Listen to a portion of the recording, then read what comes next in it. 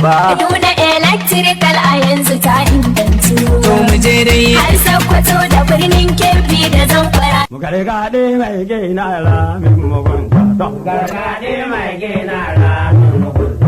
Ina abokan hulɗar kamfanin rarraba wutar lantarki na Kaduna wato Kaduna Electric a jihohin Kaduna, Kebbi, Sokoto da Zamfara. Ga muhimmin sako. Hukumar gudanarwar kamfanin na sanar da abokan hulɗar ta cewa biyo bayan ƙorafe-ƙorafen da aka samu kan biyan kuɗin wuta a yanzu an haramta ma jami'an kamfanin masu raba bil wato sales representatives karɓan kuɗin wuta daga hannun abokan hulɗar su. Su waɗannan jami'an aikin su shine raba bil da sauraron koke-koken abokan hulɗar kamfani. A saboda haka kamfanin Kaduna Electric ke shawartar jama'a musamman ma masu amfani da wutar lantarki a jihohin Kaduna, Kebbi, Sokoto da Zamfara da su dinga zuwa ofishin kamfanin domin biyan kuɗin wutansu. Dukkan cibiyoyin biyan kuɗi da ke ofishin kamfanin na da dukkan na'urorin zamani wanda da zaran ka biya kuɗinka za a buga maka rasidin kanan take abinda ka biya ya shiga asusun ka kai tsaye. Kazalika ana iya amfani da manhajar biyan kuɗi na wayar hannu na kamfanin Kaduna Electric wato Kaduna Electric ko app ko manhajar biyan kuɗi na Buy Power da iRecharge da Rubam ko a biya ta hannun wakilan Buy Power, iRecharge da kuma Rubam waɗanda ke da na'urorin POS na kamfanin su ko kuma